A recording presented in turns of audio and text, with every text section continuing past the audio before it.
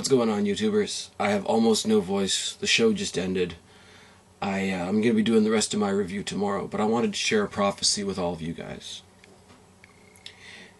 It was said that in the year of Armageddon, on the Day of Fools, one golden idol, driven by ego, would be struck down in flames by a higher power, by a great one, and that fire would leave ashes.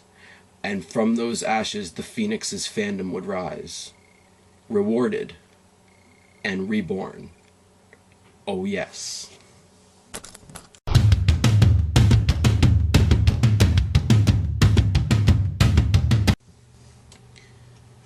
What's going on, guys? It's Spaz, your YWC reality check, here with the WrestleMania 28 review. Oh yes. Two things I want to get out of the way before we even get into WrestleMania. The day of WrestleMania, yesterday afternoon sometime, I got the notification I am now up to 160 subscribers. Not a huge, gigantic number, but I do appreciate it, and thank you all for choosing to make me part of your YouTube day, I guess, if I want to be super, super cliche. The other thing I want to say, I am tremendously lucky to have people on Twitter, on Facebook, on various other forms of social media, other YouTubers on here that have promoted me, helped me spread my word around, etc., and I appreciate it. And this is not a beg for more support. This is something that I've meant to say for a while now. The people that do choose to sort of repost my videos, retweet my videos, etc., I really, really want you to tag me if you choose to do that, so that I can thank you appropriately. Bone Duster retweets my videos. The Orton Storm, Angela, she retweets my videos. The WrestleManiacs wrestling group on Facebook there, they repost my videos, and I appreciate that.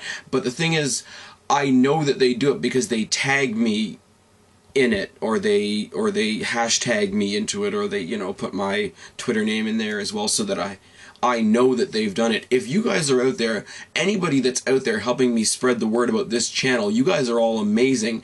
I want to make sure I thank you guys appropriately. So if you do decide on your own, I'm not sitting here begging for help or anything like that, if you on your own decide to share my videos around, please tag me in the note, in the post, in the whatever you want to call it, so that I can thank you appropriately, because I really want to be able to do that.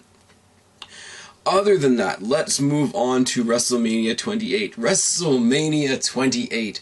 There's two reasons I waited until today to do this video. A, I had no voice yesterday at all.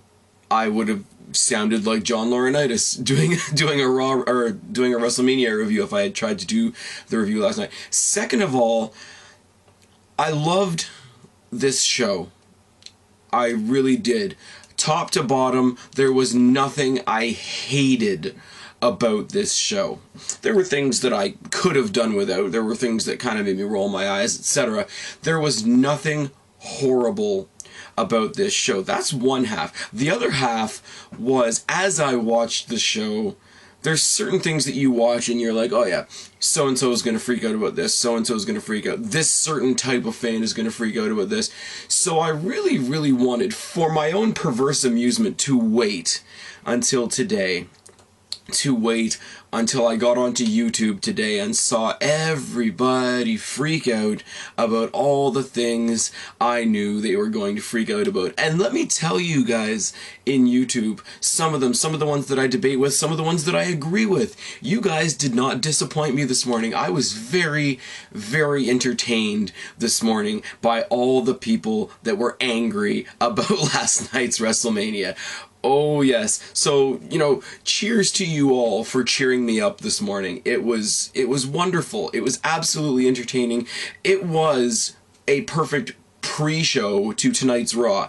Another little side note, this video probably isn't going up until late Monday night, Tuesday morning, because I am going to tack a review of whatever happens on Raw tonight onto the end of this video. So if you're wondering why this didn't show up into your feed until late Monday night or Tuesday morning, that's why. This is going to be a long-ass video. Grab a drink, grab a snack, grab whatever you want to do. Come along with me for the ride while I talk about my own feelings about WrestleMania 28.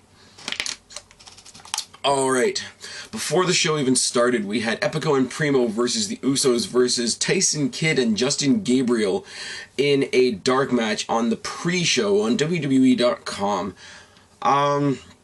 Lots of things to say about this, really. It was a great match overall. Great high spots, a lot of young guys, a lot of high-flying, inventive type wrestlers in one match. Made this a great match. Why it was a dark match, I have no idea. Epico and Primo sort of retaining the titles and sort of it being sort of a status quo type ending was really, really odd. I had hoped that the Usos were finally going to get a shot, or I had hoped that they would give the, the upset victory to the new team of Tyson Kidd and Justin Gabriel. Tyson Kidd and Justin Gabriel, when I heard about this match, I was excited, because these are guys I like individually. Justin Gabriel, who was in the team with Heath Slater before, and nobody really gave a damn about Heath Slater. Tyson Kidd, who used to be in the Hart Dynasty, before they got rid of D.H. Smith and turned him heel. Apparently he's now face again. These two, the wrestler and the high flyer, could meld into quite a team if they decide to put some steam behind it. But seeing as this was the dark match and didn't even make it onto the WrestleMania card, I'm not holding my breath. It was a great match. It deserved to happen at WrestleMania, even if it didn't happen during the WrestleMania show. It still happened at WrestleMania. The people that were there in the arena for WrestleMania watched this happen. And it gave us sort of a glimpse into the WrestleMania arena before the show actually started. And that place was fucking huge, wasn't it? Honestly. The stage, they got less creative with the stage than they have in past years, because there were so many people in this arena, they didn't have room to have a super, super elaborate stage. And that's a good thing, isn't it? I would love to go, not back to Madison Square Garden, because you can't hold as many people, but you remember certain events at Madison Square Garden where they have no entranceway whatsoever, and the superstars just sort of came out that side entrance there, like the Royal Rumble, for example, where they just had that small little entrance with a few lights around it, because there's that many people. I would love to see something like that happen in a big stadium like this. Maybe next year at WrestleMania 29, which I hope to go to, because Jersey's a lot closer to Toronto than Miami is. Oh, yes. Ultimately, great opening match, etc. The arena looked great. The crowd was on their feet for the dark match, and that should tell you a lot about how this pay-per-view goes. We open up the show, Lillian Garcia, pops off the national anthem, etc. Now, a lot of my viewers out there, and a lot of people that I watch out there, I'm thinking along the lines of Hannah Banana Bob, The British Fist, Mark Pearson, etc., probably don't care, like I probably don't care, about the American national anthem, but flip that over, you've still got an amazing vocal performer in Lillian Garcia, who's not hard to look at either, so you can't really complain about it. So I took it for what it was. Lillian Garcia is a great singer, in my personal opinion. She's also, like I say, banging hot, not hard to look at all, so that was fine. Bryan and Sheamus opened the show, and all I can say, Alex Deluxe, man, Match of the Year candidate right here. We have everybody come. Sheamus comes out to a huge pop, obviously. Daniel Bryan comes out with AJ in tow. Daniel Bryan is the first of two guys that I'm pretty sure grabbed one of Edge's old trench coats and repainted it, because Daniel Bryan, the little shrimp that he is, comes out in this awkward looking trench coat thing, whatever. Stalls in the corner for a good luck kiss from AJ. Good luck kiss from AJ turned into a bad luck kiss from Sheamus's boot, and Sheamus is your new World Heavyweight Champion in a record set, or an almost record setting 18 seconds. Oh yes. I shouldn't love this. I should hate this. I should think this is ridiculous. But at the same time, I laughed my ass off. I really, really did, especially when I went online today and found out the reasoning for the short match was WWE wanted to say that this was the new actual shortest match at WrestleMania record holder, which is still unfortunately held by Chavo Guerrero and Kane, which was like 8 seconds. This was like 17 or 16 seconds. So if that's what they were trying to do, I don't know why that's a goal, but Sheamus is your new champion. Big face for the company. Secondary face on SmackDown, of course, to Randy Orton, but Randy Orton does more helping out for the younger talent now than he does making sure he's in the main event, which is a good thing, isn't it? Which brings us to Randy Orton and Kane. this match, to Randy Orton's credit, this match was designed to rebuild Kane as the monster heel. Not going to go through the whole... guys, I'm not going to... When I talk about these matches, I'm not going to do them, you know, point by point, blow by blow, because I would be here forever. There's two main spots that I really want to talk about in this match. One of them is Kane hanging Orton over the ropes and leaving him suspended there for a boot to the head, which looked really, really nice, and Orton sold it quite well. The other one was the top rope chokeslam that Kane pulled off on Randy Orton to win the match, which, you know... Orton ragdolled for Kane and lost the match, and it's all good. The thing that I loved about this match, and the thing that I loved about the dynamic of this match, is there were so many attempts by Randy Orton at an RKO, at a, what do you call it, the big punt, etc. The only real signature move that Orton got off in this match was that wraparound backbreaker that he does, which he pulled off quite well, and Kane sold quite well.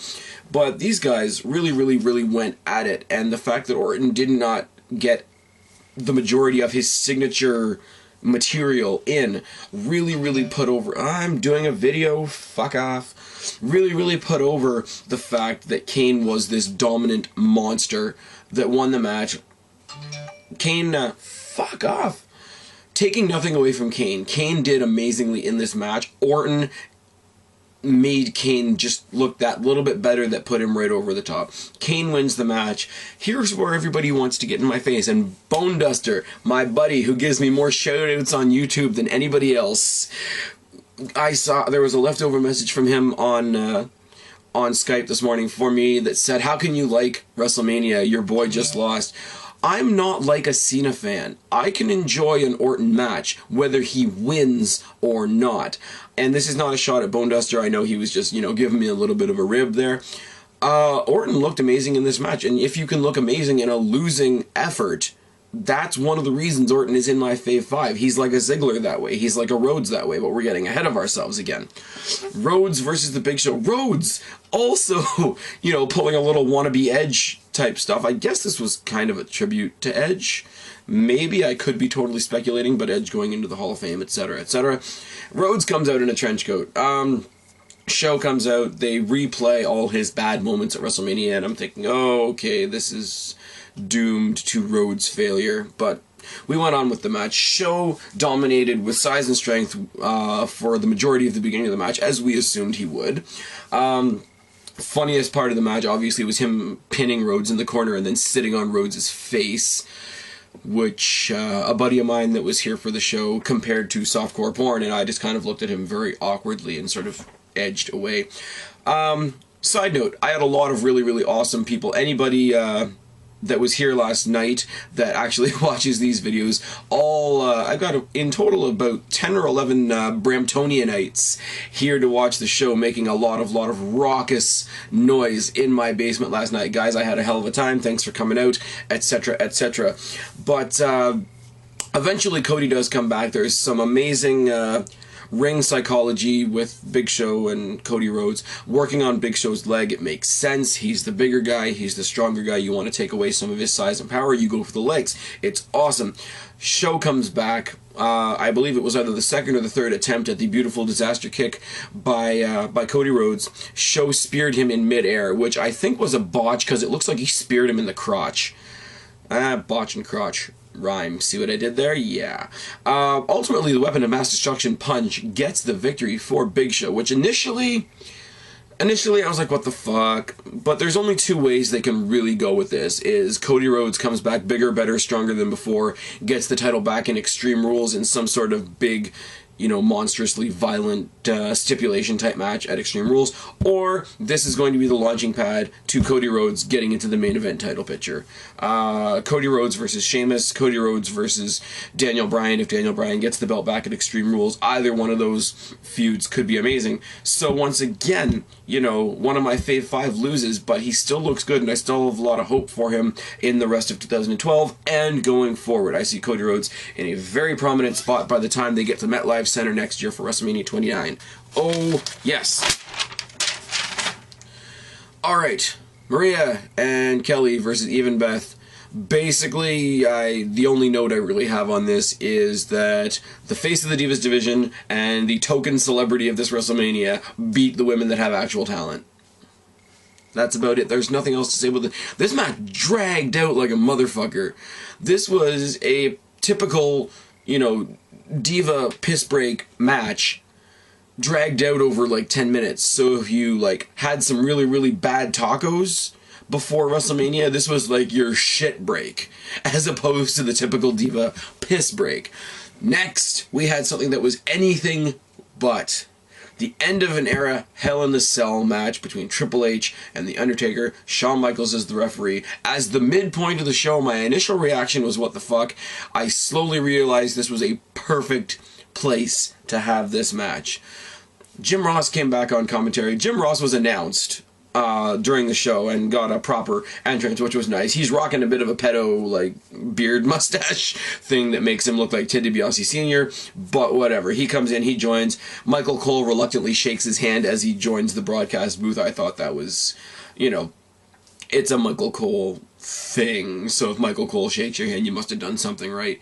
The way they hid the cell, I want to talk about this for a second, because everybody was saying, oh, WrestleMania is always in open arenas, how are they going to hang the cell, how awkward is it going to look if the cell's just hanging over the ring for all of WrestleMania. The entire central structure that they built around the ring at this WrestleMania was pretty cool. The fact that they held it up with fake-looking palm trees was a bit much, but it's Miami, I can forgive it, it's supposed to have that kind of feel to it. But they had a four-sided, you know, Titantron for everybody to watch, as opposed to, because they didn't have a super elaborate Titantron at the entranceway. Like I say, they had people sitting in behind the entranceway, so they weren't super elaborate with that. So they had a four-sided Titantron above the ring, and the screens were so huge that they actually hid the cell. Not hid in the sense that you didn't know it was there. Obviously you knew it was there, but it gave you something to look at other than the cell just sitting there, which was great. And I think it was a great way, how can I say this? Being not in a closed arena where they could just hang the cell from the rafters and keep it out of everybody's, you know, thought pattern and viewpoint or whatever, for an open thing that didn't have a roof, and for them to still have to hang the cell some way. I think they did this tremendously well. The ring crew of the WWE, the setup crew, the set crew, whatever you want to call them, I think I heard Jimmy Corderas once quoted as they called it the magic crew, and it's kind of corny, but it really, really does fit in this particular case. They handled the hanging of the cell tremendously well, and I don't know why that stuck out in my head, but it did. Triple H, when he came out, had a big sort of skull cave sword, you know, big red glowing eyes entranceway just for him that looked kind of impressive, and it was all smoky and creepy and whatever. It was a cool little twist on the entranceway. Undertaker, and this is what everybody waited for, really. Undertaker came out. There were no druids, there was no fire or anything like that, but he came out in his cloak, in his outfit there that he comes out to the ring with, and it kind of looked like the cross between like a wizard's cloak and his old cloak, and like soldier armor. And it made him look, as he was coming to the ring anyway, it made him look friggin' huge. It made him look friggin' huge. It made his silhouette look very, very intense coming to the ring. And then the final moment that we'd all been waiting for. You all remember me a little while ago when Undertaker was cutting his promos, asking all of you, have you ever been so angry, so desperate to fight somebody that you cut your hair? And Undertaker finally whips off the hood that he's been keeping up all the way through all his promos. Not only does he have short hair, he has basically a Bully Ray style mohawk, which is awesome, and nobody was expecting that. We were expecting him to either have short hair or to be shaved completely bald. I don't think anybody was expecting a mohawk. So I don't know why I love that, but I do. And here's the thing. Hell in the Cell, like I said, Hell in the Cell got its own entrance, because they had all kinds of lights and smoke and all that going, and they had Metallica, I believe it was The Memory Remains, playing as the cage came down. So I thought that the cage getting its own entrance was a neat twist as well. Obviously, Shawn Michaels had his entrance with the typical pose and pyro and all that sort of thing. Yeah, this match, if I tried to explain this match, I would not do it justice. There was brawling, there was weapons, there was cage usage, and yes, for those of you who, like me, who made it a specific bone of contention going into this match, there was blood. Not a lot. Not a lot, because we're still in the PG era, etc. But Triple H was busted open over his eye and whatever. The story told in this match about Shawn Michaels' struggle to do the right thing was fucking phenomenal. You had, at one point, him getting frustrated, super kicking The Undertaker, Triple H pedigreeing The Undertaker, in what was probably the closest and most anticipated near fall in the history of The Undertaker's streak. You had HBK at one point being locked in Hell's Gate, and then escaping, and then Charles Robinson, the referee, coming out for a brief point in time, only to be chokeslammed by The Undertaker and put the focus back on Shawn Michaels. Tombstones, pedigrees, sledgehammers, chair shots for all. A very, very ragdolled Triple H takes one last stab at The Undertaker with the sledgehammer. It's blocked. Undertaker lays him out with the hammer, flings the hammer out of the ring. I'm pretty sure this moment was why there was a Hell in the Cell, because there wasn't a whole lot of cell usage, and a lot of people in the WWE seem to be really, really butthurt and really focusing on the fact that they didn't use the cage a whole lot. But I'm pretty sure the reason that they had the cage was so that after Undertaker plowed Triple H in the face with the sledgehammer, he could fling, like, with intent, fling the sledgehammer out of the ring. If the cage hadn't been there, the sledgehammer would have ended up in the 5th row, and WWE would have had a lawsuit on their hands. But obviously, you know, Triple H looking up at the Undertaker. Undertaker does the slash across the throat. We have the tombstone. We have 20-0, and the bigger part of the story happened after this match. Everybody's laid out. Everybody's laid out. Shawn Michaels, as the referee, goes to Undertaker, offers him his hand. You know, they have a little embrace, a little moment, you know, putting sort of an end to their part of the rivalry. The part that was the best of this for me, Shawn Michaels and The Undertaker helping Triple H up the rampway, and the three of them having sort of a, you know, a hug and embrace type moment at the top of the stage. You all remember when I did not road signs, when I did the Grappler's Grab Bag with John of Beer Money 2K, one of the things that I said was, if this is the last ride, so to speak, for the stars from the Attitude Era, would we have a curtain call? And this, I think, if this is the last we're going to reference the Attitude Era, this was the curtain call we needed. It was perfect. It was absolutely perfect. There was nothing that could be added to this match. Actually, I lie. Because it was Hell in the Cell, it didn't need to be Hell in the Cell. This match was awesome with or without the cell there. Because it's a Hell in the Cell match, the only thing that could have made this match even better, the only thing that would have made me pop even harder for this match than I already am, would have been if they had fought on top of the cell. That they could have done that. They didn't do that. This match didn't suffer for it at all. This match has got to be maybe, I hesitate to say top 5, but I will say most definitely top 10 WrestleMania matches of all time. Definitely maybe, you know, top 2 or 3 as far as the streak matches go. After that, we all cool down a little bit. We have the Hell in the not the Hell in the Cell, I just talked about that. We have the Hall of Fame, you know, recognition of all the guys going into the Hall of Fame. Everybody is there. We have Yokozuna's family, which is great. We have Mil Mascaras, who, as I've said before, I'm not familiar with, but he's getting his moment. That's fine and wonderful. Ron Simmons, who went into the Hall of Fame, even though a lot of people think he didn't deserve it. I don't agree. I think he deserves it as much as anybody else. Mike Tyson goes into the celebrity wing of the Hall of Fame. No problem with that whatsoever. The Four Horsemen, including Ric Flair, Mr. 2 Hall of Fame rings, Ric Flair. And, of course, Edge is there, who gets a separate entrance, and he comes out. You know, he's overtaken. He looks like he either just finished crying or is about to cry or whatever. And you know what? He's probably the youngest guy ever to go into the Hall of Fame, so that in itself, combined with why he had to retire, has to be overpowering. So you know what, man? Have your moment. I'll find you a tissue. You will be just fine. Team Johnny versus Team Teddy. The match that everybody so far seems to like to shit on. It's billed as a 12-man tag match, but really, there are 20 people involved in this match. Team Johnny, Ziggler, Swagger, Henry, Drew McIntyre, Miz, Otunga, at ringside, Vicky Guerrero, John Laurinaitis, and Brie Bella. Now, on Team Teddy, you have the Great Khali, R-Truth, ZACK Ryder, Booker T, Kofi Kingston, and Santino Marella. At ringside, they have Oksana, Teddy, Nikki Bella, Hornswoggle, and Eve.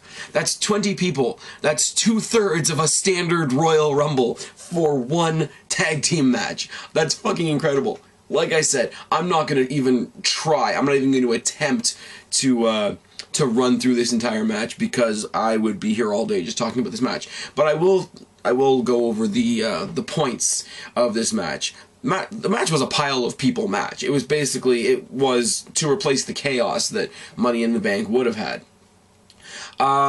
First big moment that stuck out in my head, Booker T, once he was tagged in, not only was Booker T in there for a long time once he was tagged in, but when he was, you know, putting shots in on whoever he was in the ring with, but he also walked around the entire opposition corner with a cheap shot for everybody standing on the apron. I thought that was cocky and I thought it was great. Great Khali's contribution to this match is one chop to Mark Henry. Yeah. Truth and Kofi Kingston toss Hornswoggle over the top rope at Mark Henry, which was entirely ineffective and led me to really think, well, why the hell would you throw the smallest guy in the match at the largest guy in the match? But then it gets answered when Ryder, Truth, and Kofi Kingston hit a triple over the top rope suicide dive to all the members of Team Johnny. Oksana and Vicky catfight, the Bellas get involved, and all four women start catfighting on the outside. It's chaos. Miz is left as basically the only member of Team Johnny left in the ring after Ziggler face plants hard off of a monkey flip from ZACK Ryder. Eve interrupts the broski boot on the Miz.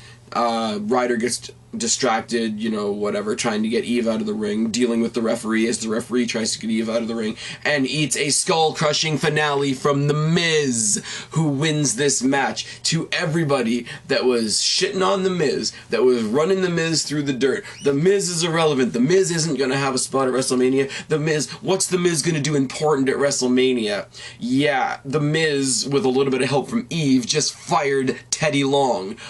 Oh yes, in the, I don't know, third from last match, the lights just went out there for a second. Yeah, so to everybody that was like, oh, The Miz is irrelevant, The Miz doesn't hold any importance at all, The Miz, what's The Miz done recently? Other than main event last year's WrestleMania and fire Teddy Long at this year's WrestleMania.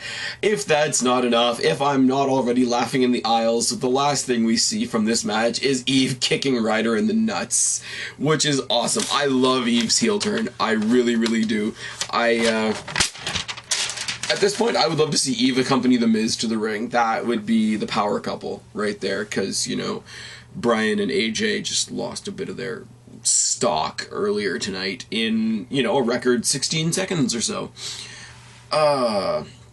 We have a preview for Extreme Rules, which, you know, basically might as well not name it Extreme Rules. They might as well name it WrestleMania Rematch in Your House or something like that, but whatever. We have a pan to Tori Wilson in the crowd, who, for those of you who don't know, used to be a diva in the Divas division in the WWE. She's there with her boyfriend enjoying the show. Everything's fine and wonderful. John Laurinaitis changes the stipulation for the Punk-Jericho match, saying that if Punk gets himself disqualified, Jericho will win the title. I don't have hardly any notes for Punk-Jericho because it was everything that we thought it would be.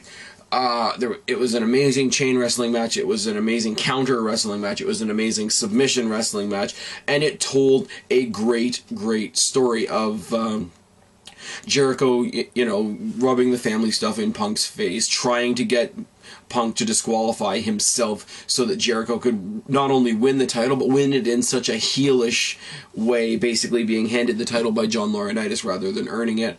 The submissions, the one thing I do want to say, and I think I said it on Raw and I want to say it again here, Chris Jericho showing us the difference between the Walls of Jericho, which is a glorified Boston Crab, and the actual Lion Tamer submission move. The fact that he's actually started using the proper lion tamer in this, you know, brief run that he's doing now makes me a happy kid, because for a long time he was just doing the walls of Jericho, which is a retarded Boston crab. CM Punk, when he... all the times in this match that he locked on the Anaconda Vice, he locked on like a fucking boa constrictor with the Anaconda Vice, didn't he? There was, like I say, great counter wrestling, a lot of quick combination roll-up type pins. There was no bullshit in this match, which I liked. There was a great spot, a great sort of emotional spot, storytelling spot in the match where Punk almost used the chair on Jericho, and it was one of those, what do I want more? Do I want to destroy this guy, or do I want to keep my title? And he tosses the chair away and he beats him. Finally, after countering the Anaconda Vice several times, every time Punk locked in the Anaconda Vice, Jericho was able to get his knees up and get Jericho in the head, just from the way that the Anaconda Vice is positioned. Punk changed his positioning of the Anaconda Vice, rolled more over his face, or over his upper body, so that he couldn't reach him with the knees, and Jericho is finally forced to tap.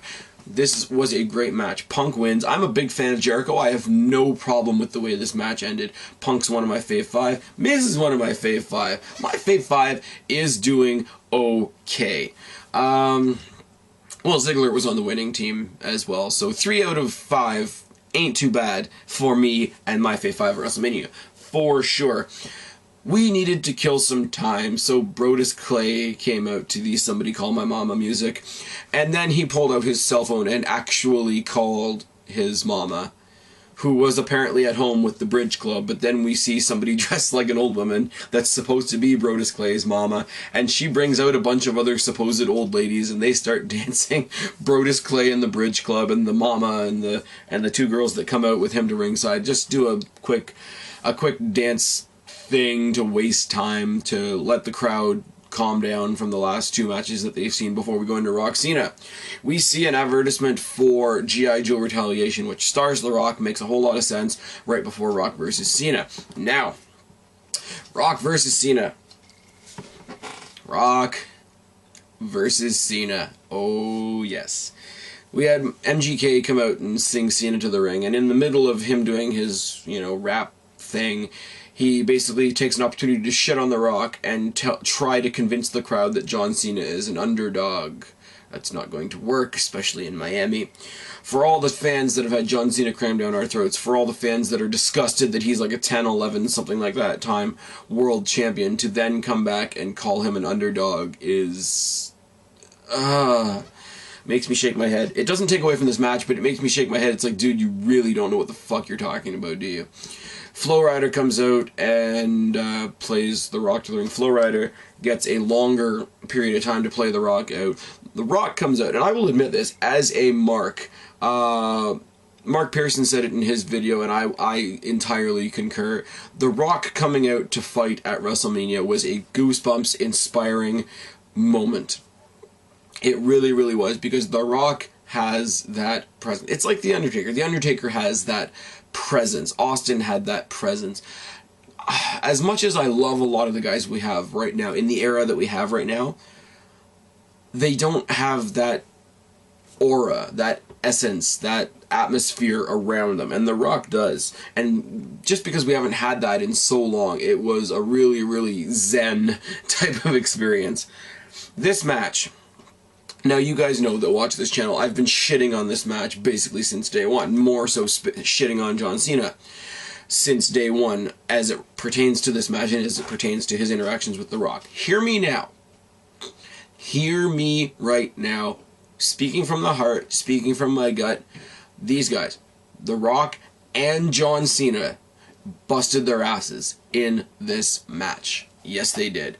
There was exchanged finishers, there was exchanged submissions. There's some decent chain wrestling in this match, which I didn't really expect from either of them. I'm a Rock fan, but chain wrestling has never actually been his forte. Great match overall. The crowd was on fire for this match, predictably.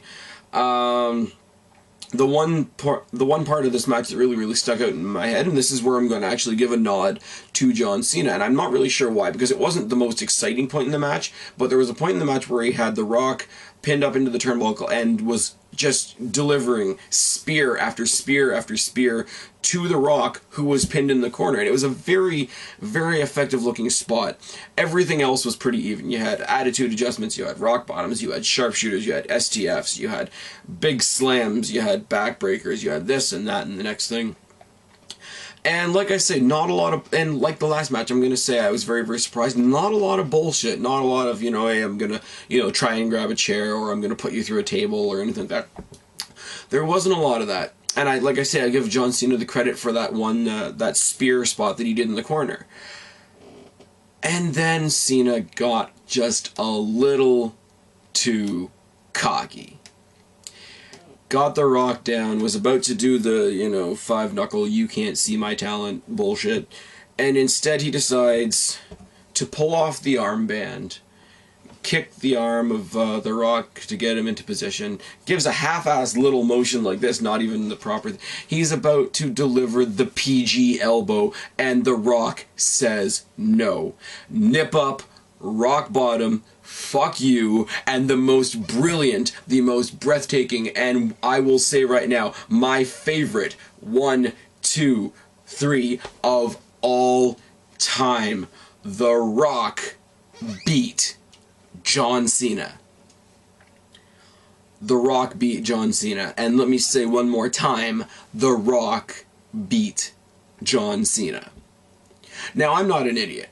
I know that this is going to spawn into either one more match or a best-of-3 series at SummerSlam and next year's WrestleMania, and I know that Cena's ultimately going to come out on the winning end when everything is all said and done. I don't care. I really don't care, because wrestling got what it needed in this match. Wrestling as a whole. The Attitude Era got what it needed. The current era got what it needed, whether you realize it or not. And for everybody that says, well, oh, you know, the old guys should be passing the torch to the young guys, the old guys should be putting the new guys over, that's what you got with Jericho and Punk. Jericho came in, his job was to put Punk over, and Punk is the spearhead of the new era, as much as WWE would like to think that it is John Cena. So you got that element in the Jericho-Punk match. This victory is what the fans needed. This victory is what the Rock fans needed. And this victory is whether you, like I say, whether you realize it or not, this victory is what the Cena fans needed.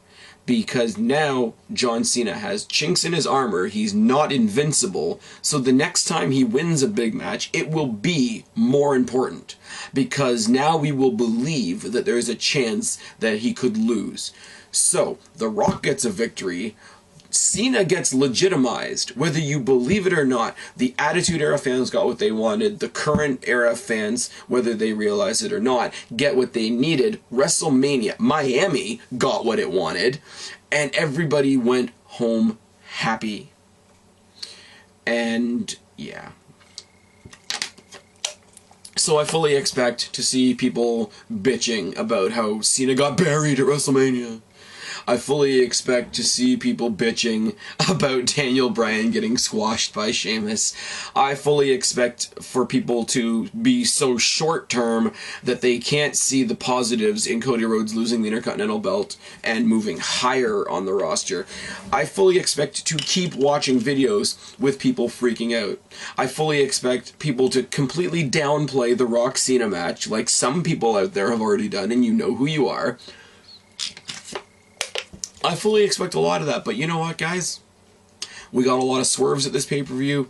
You know, one of the biggest complaints about WrestleMania and about WWE in general is that they're getting far too predictable.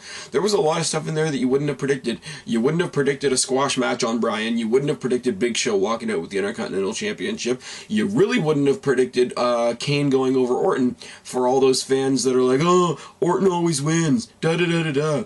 And, you know, the two guys that are accused of the most politicking in the WWE, being Orton and Triple H, they both lost tonight. And I don't have a problem with either one of them losing. It's fine. I don't have to have all my guys win, really. You know, are you upset that Orton lost? No. Are you upset that Rhodes lost? No, because it's going to mean greater things for him in the near future. Miz got his WrestleMania moment this year that was robbed from him last year. I'm happy about that. Ziggler was on that team, so he's a winner. I'm happy about that. Jericho lost, laid down for Punk. There's 3 of my 5 fave 5 guys. I'm a happy guy. This show, if you leave it for a week, come back and watch it objectively, and try to tell me that this wasn't a fucking phenomenal show, you can't do it. I'm so looking forward to Raw tonight. You have no idea. It is 3:30. I've got 5.5 hours to wait until Raw comes on. I cannot wait to see where we go from here, because for the first time in a long time, I'm stuck in my head saying, where do we go from here? And that's a good thing. That's a good thing. Just because you didn't get what you wanted doesn't mean it wasn't good. I'll see you guys in a bit. I'm going to let this video tick over to my Raw review, and hopefully I'll still be in this good a mood then. Tagging out, guys. Bye. Everybody! What the fuck just happened? What the fuck just happened? Cena just went out. What? Cena just went out. What happened? He won. What happened? What happened? What happened? What happened? Sparky, what happened? There we go. Fuck you all!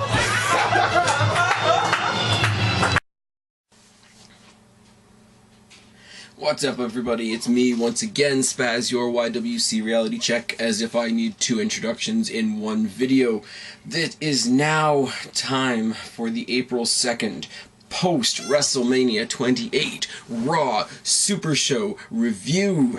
And before I get started, I want to send a special shout out to somebody in the YWC that I have a tremendous amount of respect for, Alex. You got me. Alex, otherwise known as Delexman here in our lovely YWC universe, tried to tell me earlier today, between when I did my WrestleMania, when I taped my WrestleMania review and when Raw came on tonight, told me I was celebrating WrestleMania a little too much, told me, you know, basically told me I was being a little obnoxious, I should keep to myself, my celebrations all over Facebook and Twitter were a bit much. That's fine. I don't really let people tell me what to do, but I value everybody's opinion, you guys know that. Then he tried to start picking at me. Tried to say, oh, well, I hope you can be happy while it lasts. I hope you can be happy while it lasts. I hope you're happy when Raw is over tonight. You know, hinting to me that he knew something. And I thought, okay, he's read a spoiler. He's done something or other. So all through the night, I was expecting there to be some big, massive fuck-up. John Cena was going to get handed the WWE Championship or something stupid like that. So I was preparing just to get back at him. I was going to prepare some big bullshit, positive only, put a nice clean shine on a big pile of shit type response for him. And no matter what bullshit happened tonight on Raw, no matter how horrible it was, I was going to force positivity out of it, dripping with sarcasm, just for Delexman. I went into Raw expecting to be bombed, to be fucking terrorist bombed, and have every little bit of my fandom, my excitement from Mania, from all the things being set right at Mania, to have them completely destroyed. I went in expecting the worst, and Delexman, let me tell you, sir, I bow to you. You are the king of bullshit, sir. You got me. Listen to me. This is as close to a perfect Raw for this guy right here as there could possibly be. Oh yes, the 2 slight fails I have on this show are so minute that I'm only really mentioning them because they will feel left out if I don't. Let's get on with this show. We open up, not the most exciting way to open Raw, I will admit. We open up in the Raw locker room with Laurinaitis and Otunga addressing the Raw locker room. Says, this is, you know, time for the people. I'm going to give the people what they want, etc. Santino, the captain of Team Teddy, you're going to defend your U.S. Championship against Ziggler and Swagger tonight. Punk stands up, he says, I speak for the entire locker room, and I say you are a complete toolbox. Laurinaitis responds with, alright, you're defending your WWE Championship against Mark Henry tonight. I'm thinking, okay, somebody's getting fucked, but that's okay. We go to the arena. The Rock comes out. The very first thing I see is Rock rise above Cena in a sign close to the front row right near the stage. Made me laugh, had to write it down. Talks about, The Rock comes out, he talks about the attendance records being broken at WrestleMania, he talks about beating Cena, he thanks Cena for the opportunity to put on the great match that they did for the fans, puts over Cena, thanks his family, his friends, everybody else that has supported him, etc. This is not the end, this is just the beginning, and I don't remember all the rhyming that he did at the end, but ultimately implying that he's going for the WWE Championship. That's his new... You know, that's his new goal in life, and I'm thinking, okay, I doubt it's going to happen, but if it means we're going to see The Rock some more, then I'm all for it. That was basically it. He cut the promo uninterrupted, which was a nice surprise. We come back from break. We have immediately Santino versus Swagger versus Ziggler for the U.S. Championship match. There's a lot of double teaming, as you could probably imagine, from the team of Ziggler and Swagger. Swagger had the move of the, or one of the moves of the match. Surprisingly enough, you guys know I'm not really a huge fan of Swagger, but he had what could only be described as the massive shoulder block of doom. Looked like he was going to break Santino in half. So as much as I'm not a Swagger fan, I'm less of a Santino fan. You guys should know that by now. The tandem move that they pulled off on Santino, which I can really only explain as a wheelbarrow suplex into a famouser, was mint. If they were in a tag team match and that was their tag team move, that would have destroyed the match. Whatever. A little bit of bullshit, a little bit of, you know, Swagger and Ziggler not getting along, whatever. Santino's able to get the Cobra on Swagger. Santino keeps his belt. He's over. I get it. I don't like him carrying it. Somebody else will carry it soon. Somebody told me that they're going to have a match between him and Otunga at Extreme Rules for the U.S. title. I don't see the interest there, but I guess it follows with Laurinaitis being the new general manager of both Raw and SmackDown. That's fine. Santino runs up the ramp with his belt, and when he gets to the top of the ramp, he has somebody to hide behind, because out of nowhere comes Brodus Clay. Hides behind Brodus Clay while Brodus Clay headbutts Dolph Ziggler, and that's basically the end of this segment. Much more exciting was after this break, we had the debut of Lord Tensai, otherwise known as Giant Bernard, otherwise known as A-Train, otherwise known as Albert, otherwise known as the Hip Hop Hippo, depending on when you watched him in WWE history. He was debuting against Alex Riley, so you knew he was going to win, because, you know, WWE doesn't exactly treat Alex Riley with the highest regard, do they? It wasn't necessarily a squash, though, I will say that. Tensai dominated the whole match, massive headbutts, had an interesting double underhook into a back suplex, which was nice. 2 running elbows and a back splash was a nice combination by him. He's sort of using a 2-handed chokeslam into a powerbomb type maneuver. I'm pretty sure all these will get names eventually. I'm just basically trying to describe them. After the 2-handed chokeslam bomb, I guess, the referee called the match. Riley was a ragdoll, and to be fair, Riley went in there and sold his ass off for the debut of Lord Tensai, which is great.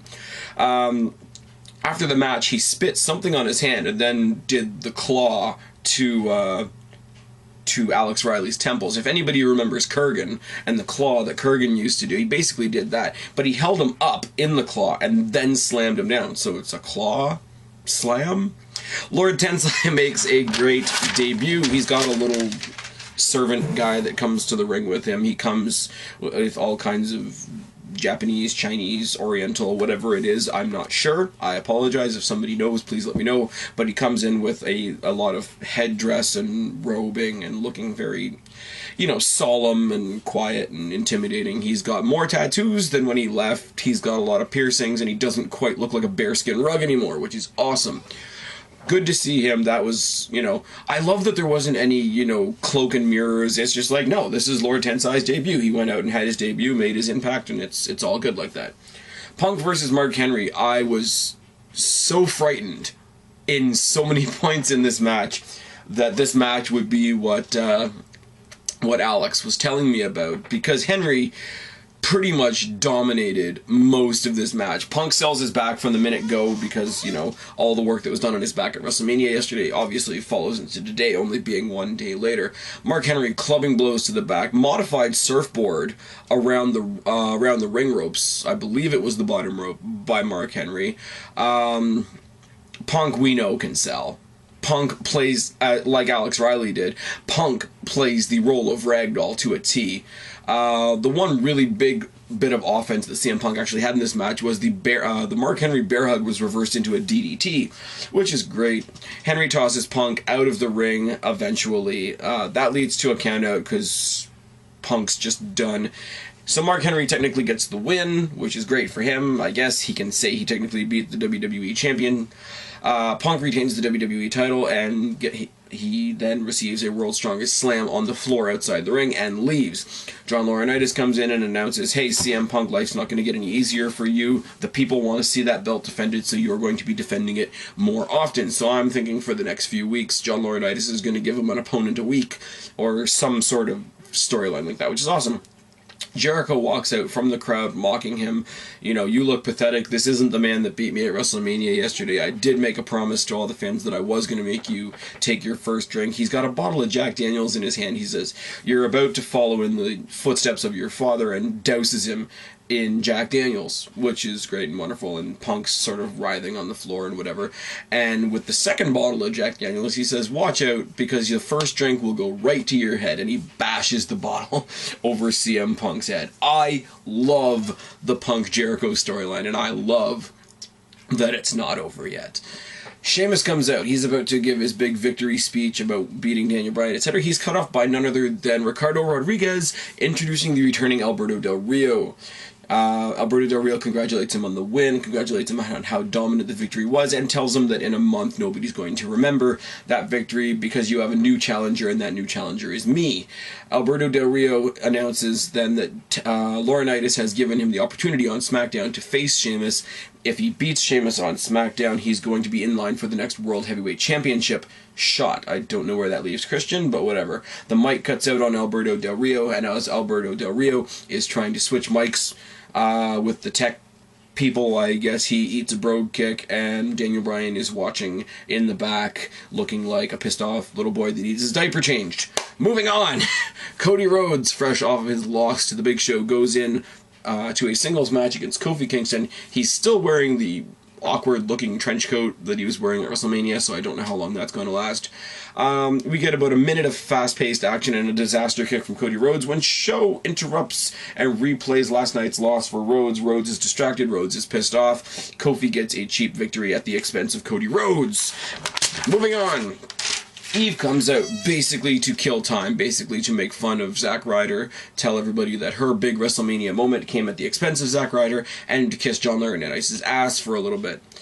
The Miz comes out to face Zack Ryder, and at this point, I got a tweet from Deluxe Man and said, oh, you better wait, it's coming, it's coming. So I'm thinking, okay, if the worst thing that happens on tonight's Raw is Miz losing to Ryder, it's not going to be that bad. But no! High energy match. Ryder, to his credit, looks a lot more intense than he has looked in the past little while.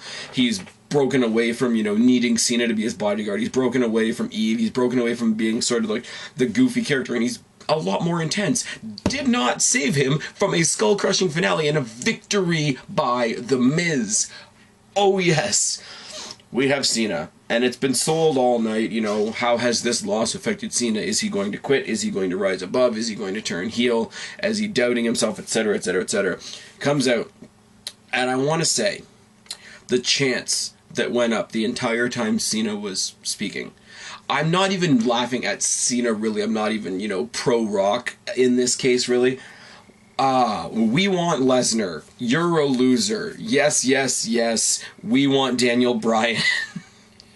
Basically, the crowd wanted anybody in that ring but John Cena. Oh, yes. Cena came out and he said, I meant what I said before Mania. This is the make or break moment for me. Da-da-da-da-da. I needed to win. I never considered losing. I didn't think I was going to lose. That's when you got the very, very loud "you're a loser" chants. I lost and I'm sorry. He apologizes to MGK, who's sitting in the front row. He apologizes to the portion of the fans that were behind him, and I'm pretty sure 1 or 2 or 3 fans can forgive him. He apologized to his family, his friends, etc., and everybody that supported him. I lost. I'm sorry. All I can do is, you know, pull up my shorts and try again next time. That kind of message. And he calls The Rock to the ring. Nothing happens. People are chanting, "We want Lesnar." The Rock does not come out. Cena basically stands there and stalls, the segment became quite awkward. And eventually, we did in fact get Brock fucking Lesnar coming out to the ring. Takes his time, walks around, soaks up the ovation to the holy shit chants of the crowd. Loud, pronounced, post-pubescent, holy shit chants as Lesnar steps into the ring. The only thing I will say that was a bit disappointing is he didn't do his jump up on the ring with the pyro out of the corners, but I can forgive that. He comes up the steps very solemnly, eyes down John Cena, puts his hand out for John Cena to shake it, and I'm like, this better be good. Handshake turns into, what does it turn into? What does it turn into? What does it turn into? It turns into one of those. It turns into an F5. And for the second night in a row, John Cena is left on his ass. Oh, yes. I am done being nice. I am done trying to see the good in everything. I am seeing the good in what I see the good in from now on. When my guys win, I'm going to be obnoxious as fuck because certain people, certain YWCers out there, all the way leading up to Mania, there's no way The Rock can win. Miz is irrelevant. Da-da-da-da-da-da-da-da. You guys are cheering for the Attitude Era. Da-da. It doesn't matter that the Attitude Era is selling WrestleMania. It sucks. Da-da-da-da-da. I've been trying to be neutral. I don't care. I don't care if you all think I'm obnoxious. I don't care if you think I'm over the top. I don't care if you think I take it too far. I really, really don't care anymore. Cena on his ass 2 nights in a row. For that matter, thanks to The Rock, Cena on his ass 2 WrestleManias in a row. Suck it. Moving on. Score fail at MVP. Absolutely. I'm gonna go fail first, only because there's basically one. Why were some of the, you know, favorite baby faces acting like heels tonight? Santino basically act like he stole a victory from Swagger and Ziggler, runs up the ramp and hides behind none other than Brodus Clay, and lets Brodus Clay do all the dirty work for him. Now, when Alberto Del Rio let Brodus Clay do all the dirty work for him, it made him an asshole, it made him a cheap shot artist, etc., etc., but when Santino does it, it's okay. Heelish tactics. Now, why did Kofi Kingston need the Big Show's interference to beat Cody Rhodes? Heelish tactics by the babyfaces. Doesn't make much sense. But let's go to the scores. The Rock, first thing he did when he came out tonight on Raw, put over his opponent John Cena. I'm not a fan of John Cena. If any of you guys really didn't know that yet, I guess I should probably... I'm not really a fan of John Cena, but he put over John Cena, You know, he brought his A game to WrestleMania. Good for him. I beat him, but whatever. Another score, the triple threat match for the U.S. Championship match. Even though I'm not a big fan of Santino, I'm not a big fan of Swagger, I'm a huge fan of Ziggler, the match itself wasn't that bad. Swagger's shoulder tackle and the double team move from Swagger and Ziggler was awesome. Santino escapes with the belt. I'm not happy with the ending, but the match itself was alright. Lord Tensai's debut. The last big guy we saw debut was Brodus Clay, and ever since then, he's basically walked in, squashed people, and left.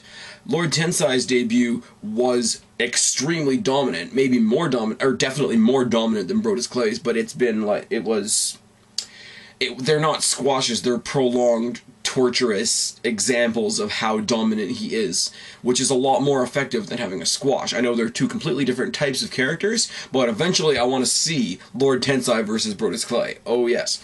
Punk Jericho is progressing the only way it really could. Like, we've really honed in on these family issues with the drugs and the alcohol, etc.